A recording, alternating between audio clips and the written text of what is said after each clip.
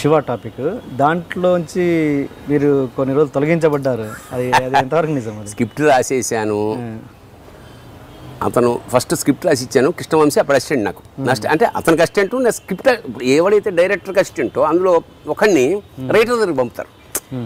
నువ్వు ఆ స్క్రిప్ట్ రాయించుకురా అని. కృష్ణవంశీ విపరీతంగా ఎంజాయ్ చేశాడు. మళ్ళీ విపరీతమైన జోకులు.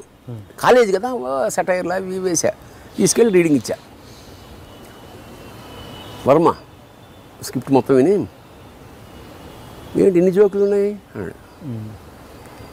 మరి కాలేజీ అట్మాస్ఫియర్లో జోకులు ఉంటాయి, ఒక్క జోక్ కూడా ఉండడానికి వీల్లేదు. ఉండకుండా వద్దు, జోకు అనేది ఉండదు ఆ సినిమాలో. మరి what I told and what that you have return. Sir, you have given me the basic. No, I have developed. No, I don't want a single joke. ఇది ఆడే సినిమానే, గొప్ప సినిమా. అది మొత్తం తీసేసి మామూలుగా కృష్ణవంశీ ఏంటన్నా ఇంక సినిమా ఏముంటుంది. ఇక ఆ సినిమా యూనిట్ అంతా గోపాల్ రెడ్డి గారితో సహా వచ్చి ఇట్లా ఒక్కడే నమ్మాడు వర్మని, నాగార్జున. ఎక్కడికి ఎవరికి నమ్మకం లేదు. సరే రాసేసి అయిపోయింది. ఈ రాసిన స్క్రిప్ట్ని నేను అప్పుడు మెడ్రాస్లో ఉంటున్నాను, చెన్నై.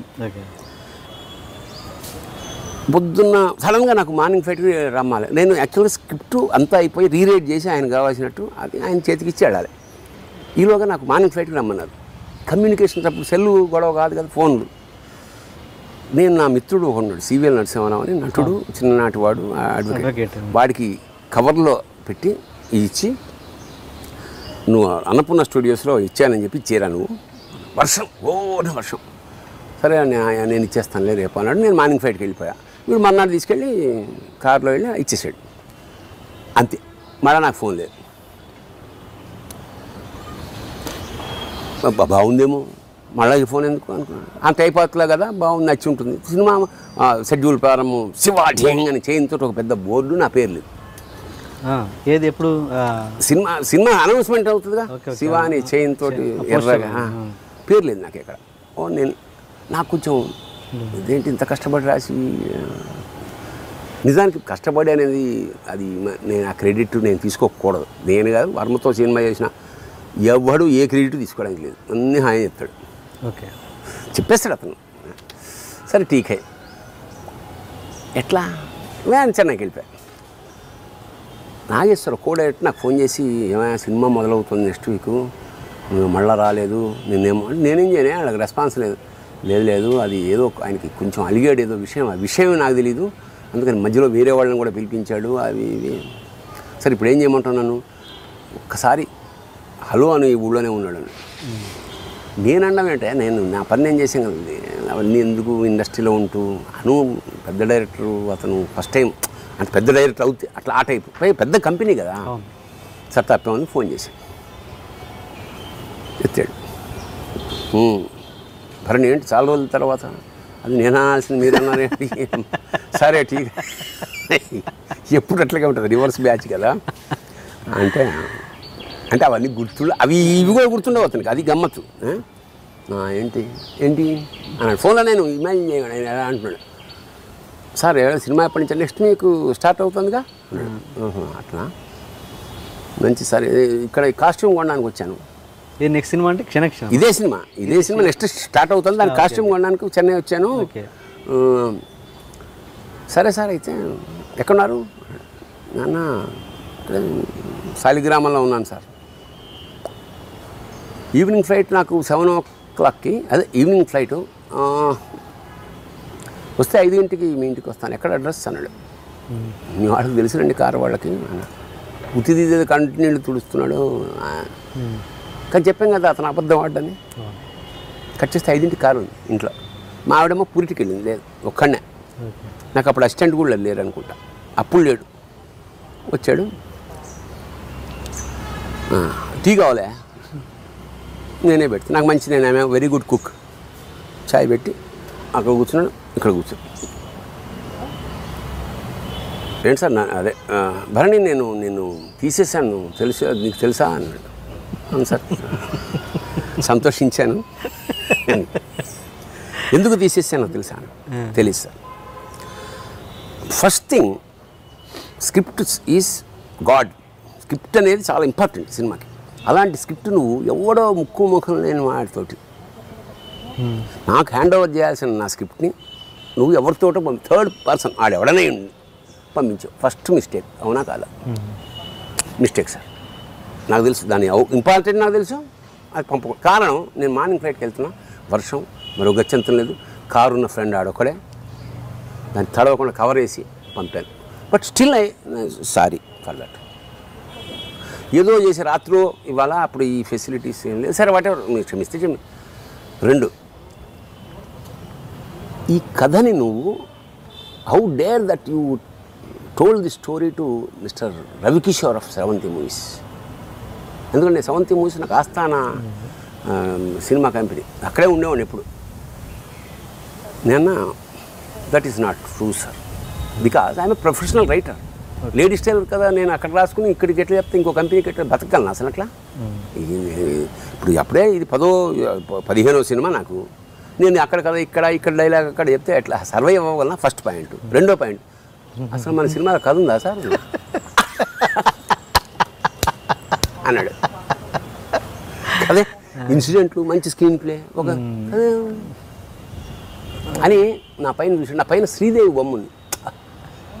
భరణి ఈవిడితో సినిమాలు తీయాలి, శ్రీదేవి ఐ లైక్. సార్ శ్రీదేవితో తీద్దురుగా నా సంగతి ఏమిటన్నా, ఎల్లుండి ఫైట్కి రా అన్నాడు. క్లారిటీ వచ్చేసిందా? సో అతని కోపము, అతని ద్వేషము, అతని ప్రేమ, అతని అటాచ్మెంట్ అన్ని క్షణభంగురాలే. శ్రీదేవి ఫోటో మీ ఇంట్లో ఎందుకుంది?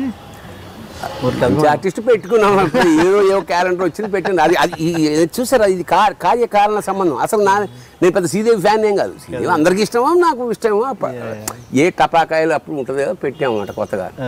నా వెనకాల ఉందని అంత నోటీస్ కూడా నేను చేయలేదు. అతనికి ఇష్టం కాబట్టి శ్రీదేవి అన్నాడు. తర్వాత సినిమా తీశాడు, మనల్నేమో అది వేరే విషయం. అండ్ శ్రవంతి రవికిషోర్ టాపిక్ వచ్చింది కాబట్టి, రాజోల్లో మీరు ఆయన కలిసి ఒకే రూమ్లో ఉండేవాళ్ళు అంటే అందరా? Ladies tailor is also a miracle to my life.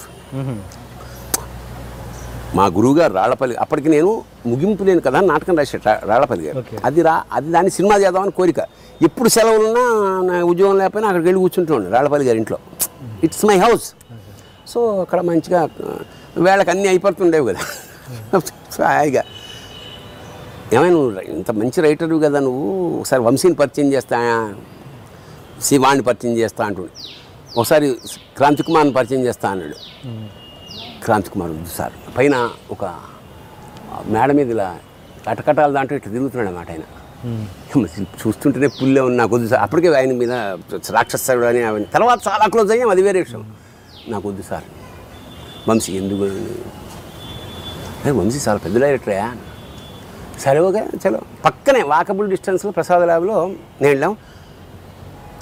తలుపు ఇలా తీస్తే సంఘటన ఏమిటంటే, చిన్న మూవీలో అనే దాంట్లో గోపమ్మ చేతిలో గోరు ముద్ద షాట్ అలా వస్తుంది. అమ్మని ఏం తీస్తున్నాడు, కట్ చేస్తే ఏంటి స్వామి అన్నాడు ఈయన ఎంట్రీ, వంశీ గారు.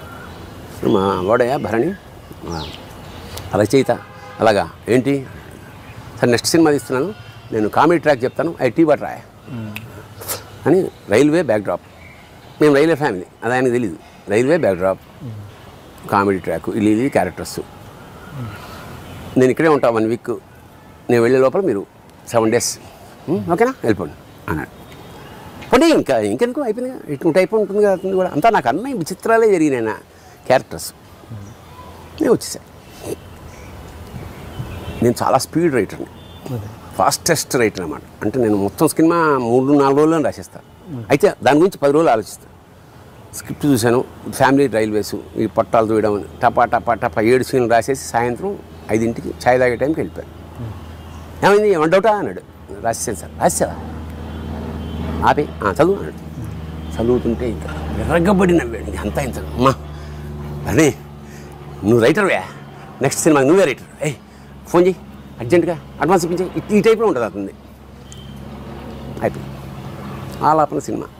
ఇప్పటికీ ఇప్పుడు అది అయిపోయింది. దానికి కూడా ఈ ఈ ఈ కామెడీ చూసి అతను ప్రేమించి పెళ్ళాడికి కూడా ఫస్ట్ టైటిల్లో ట్రాక్ రాయించుకున్నాడు. దానికి రామోజీరావు గారి ఆఫీస్ నుంచి ఫస్ట్ టైం 2000 రూపాయలు కట్ట నాకు అమౌంట్ వచ్చింది. అది రాళ్లపల్లి గారి అసిస్టెంట్ కొట్టేశాడు. అదో ట్రాక్. నీ అమ్మ ఫస్ట్ అమౌంట్ ఇంత కట్ట వచ్చింది. దాన్ని చాలా జాగ్రత్తగా అపురూపంగా సీల్ కూడా తీయకుండా ఆ లోపల పెట్టుకుని నేను అరకెళ్ళా. వాళ్ళు చూస్తే లేదు. ఆ రూమ్లో నేను, రాళ్లపల్లి గారు, వాడు అసిస్టెంటే. ఈ రాళ్లపల్లి గారు కొట్టాడు. ఇట్లా అనుమానం. నాకు అనుమానం తట్టుకోలేకపోతున్నా. 3వ రోజు నాకు రాళ్లపల్లి గారు సాల్వ్ ఇచ్చారు. అది నేను నా సూట్ కేసులో పెట్టాను. రాళ్లపల్లి గారు శాలువా అడుగుతున్నారు సార్ అని అడిగాడు అసిస్టెంట్. అంటే అన్న అదే ఆయనకి కావాలట. ఆయనకు అడిగితే నన్ను అడుగుతాడు. రాళ్లపల్లి శాలువా కావాలి, నువ్వెవడరా నువ్వు చెప్పడానికి? అప్పుడు శాలువా ఎక్కడుంది? సూట్ కేసులో ఉంది. సూట్ కేసు నువ్వు ఎందుకు చూసావు? అందులో డబ్బులు ఉండాలి. లేవు. మరి ఎంతనే? అందులో 100 రూపాయలే ఉన్నాయి ఉన్నట్టు ఎట్లా తెలుసు? మా నా కొడక. ఇంకా నైటు అందరు ఇక్కడ కూర్చొని ఆడుతుంటే రాళ్లపల్లి గారిని పిలిచి కలిపేస్తే మా ఫ్లాష్ బ్యాక్లు ఉన్నాయి కదా, మామూలు నా కొడుకులం కాదుగా, చెప్పు తీసేవా లేదా? కొడితే బ్లడ్ చచ్చిపోతున్నాడు. నన్ను కేసేస్తుంది. చచ్చిపోతే ఇక్కడ పడేస్తా. అబద్ధం. ఫస్ట్ తొలి సంపాదన సార్ అది. కొడితే అసలు కట్ అడుగు ఒప్పుకోలే. వీడేమో ఈయన అంత క్షమాగుణం అంటే వాడికి మందు రాసి అది రాసి నాకు మండుతున్నాయి. సరే నేను ఉన్నాను సార్, నేను ఆ రూమ్లో పడుకుంటా. కట్ చేస్తే నెక్స్ట్ డే షూటింగ్కి వెళ్ళి ఆలాపన షూటింగ్ జరుగుతుంది అక్కడ. దానికి నేనే రైటర్. ఆ సినిమాలో ఆ రైటర్ మధ్యలో వెళ్ళిపోయాడు, నన్ను పెట్టాడు. షూటింగ్లో నుంచి మధ్యలో ఇప్పుడు ఏమిటంటే వాడిని రూమ్లో పడుకోవద్దని చెప్పారు. వాళ్ళ రూమ్లో ఉండడానికి వీళ్ళని లాక్ చేసుకుని వెళ్ళిపోయాడు. నాకు ఎందుకు అనుమానం వచ్చి అసలు నాకు మనసులో పీకుతోంది. ఒకవేళ అన్యాయంగా వాడు డబ్బులు తీసుకోకపోతే వాడిని కొడితే అది పాపం కదా. ఏం చదువుకున్నాం, ఇదేంటి ఇలాగ తొందరపడ్డా అంటే వాడు అబద్ధం ఆడుతున్నాడని స్పష్టంగా తెలిసి కొట్టే తప్పని సారీ చెప్పాలి. వాడు నిజంగా కనుక కొట్టకపోతే వాళ్ళు క్షమాపణ కాళ్ళనే పట్టుకుంటాం అని. కారు ఇంకో ప్రొడ్యూసర్ వస్తే వాడిని తీసుకుని మా రూమ్ దగ్గరికి వచ్చేటప్పటికి వాడు అలా పడుకున్నాడు బయట అరుగు మీద. వెళ్ళి చేయబట్టుకున్నాడు, కాలుతోంది. అరే బయట నేనే పడుకోమన్నా, మరి ఇంట్లో వద్దన్నప్పుడు వాడు ఎక్కడ పడుకుంటాడు? మాత్రం ఏమైనా వేసుకున్నావరా అంటే లేదు. వీడి ప్రొడ్యూసర్ కారులోనే ఉన్నాడు, వేరే ప్రొడ్యూసర్ అయినా. వీడిని లోపల తీసుకొచ్చి మాత్ర తెప్పించి ఛాయ్ తాగమని చెప్పి ఫుడ్ రూమ్లో పడుకోబెట్టి వచ్చేస్తున్నాను. కారులో బయలుదేరుతాను. ఆడెక్కడ దొరికాడు నీకు?